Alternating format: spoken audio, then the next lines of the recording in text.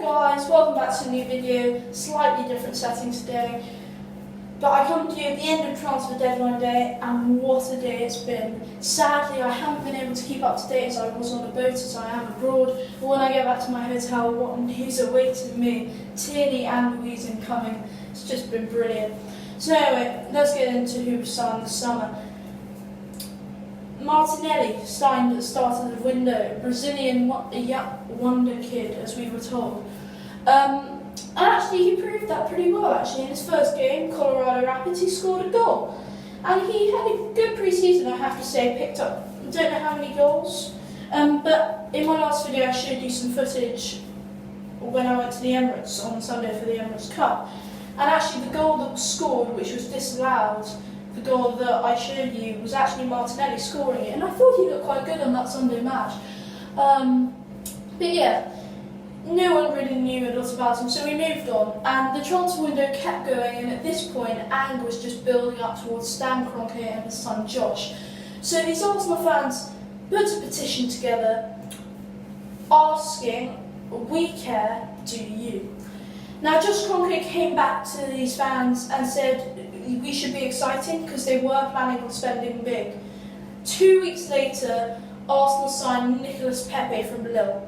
Now, Nicolas Pepe, I don't know if you know, finished second top scorer in the French league last year, only behind Kylian Mbappe, with 21 goals. He was amazing last year for Lille. I don't know how many assists he got, but he was their best player by far, helped them qualify for the Champions League after finishing second in Liga. And we needed a winger to sort of out with those crosses, and we can't really play Iwobi on the wings. So yeah, we needed a winger, and we brought in Nicolas Pepe, and all the Arsenal fans at that time were very excited, very, very pumped with the signing after hearing what he had done in France. He looked good in training as well in his first few training sessions. So I can really say about him. We look forward to Newcastle on Sunday, where hopefully he will play, although there's been rumours spreading around that Unai is going to leave him out of the squad, so he needs time. So we move on later now, and rumours are heating up about Kieran Tierney moving to Arsenal. So first we put in a £15 million bid for him. That gets rejected by Celtic. Then it goes to £20 million, and Celtic stall over this for quite a while, but then after a while they come back to us and say it's not enough. So today we put in yesterday a £25 million bid was put in, Celtic accepted, and Tierney was off down to London. And as we saw today, signed for Arsenal, brilliant young talent. He is injured at the moment, but he should be back within a week. We just hope it's all the best, and he can be a real booster for the squad, especially in that defensive position. So yeah, Tierney signed. Now this one came out of the blue. Yesterday it was announced that David Luiz missed Chelsea training to force through a move to Arsenal. No one saw this coming, as Arsenal fans based their hopes on Upamecano coming from RB Leipzig, and they thought that he was the main target. But out of the blue, David Luiz wanted to force through a move to Arsenal. So at the time, it was coming from some French news agency, and I didn't really believe it. But then it started heating up, and I saw that it got through to Sky Sports. And this is when I started to believe. So today I woke up and I was hoping that today Tierney and David Luiz would get signed. Both happened. Now David Luiz, we already know a lot about him. He's won the Champions League with Chelsea, won the Liga with Paris Saint-Germain, won 2 Premier Leagues with won the Premier League with Chelsea, won the FA Cup with Chelsea. He's got a lot of experience as a player. He's 32 years old, and we signed him on a 2-year contract. And I just think it's a great signing for Arsenal to pull off.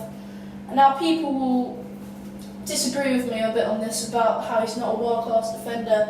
I think he is, and I generally think all those Chelsea fans that have been saying, "Oh, he's not great, we don't really care," they wouldn't be saying that if he wasn't world-class, because they're going to miss him. Now, I'm not sure, a lot of Arsenal fans have been putting forward that him and Rob Holding are our first choice centre-back pairing this year.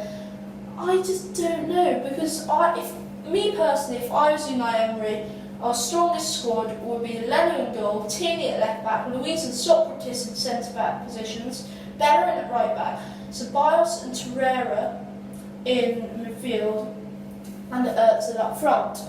Özil in the cam position, and Aubameyang, Lacazette and Pepe up front. So yeah, that would be my preferred starting 11. You guys give me your appeals. But yeah, David Luiz signed. And also, going back to that time around when we signed Nicolas Pepe, we brought in Dani Ceballos on loan. Now, a lot of news has been spreading around that in the deal that was done, there was no option to buy him, but apparently it's leaking now that there is an option to buy him. And I have to say, what I've seen of him so far in the Emirates Cup, which is the only match he played, but I went to watch that, he looked really good, and he looked like he was trying to thread through those passes to Reece Nelson, Aubameyang, Eddie Nketiah, who were all up front at the time. But yeah, Ceballos came out of the blue. Real Madrid, a brilliant signing centre mid, as we needed a centre mid again. Denis Suarez didn't really have that much of an impact, especially as Unai didn't want to play him. But yeah, really good signing. So we've had a very successful transfer window, which is hard, which usually you don't hear Arsenal talking about.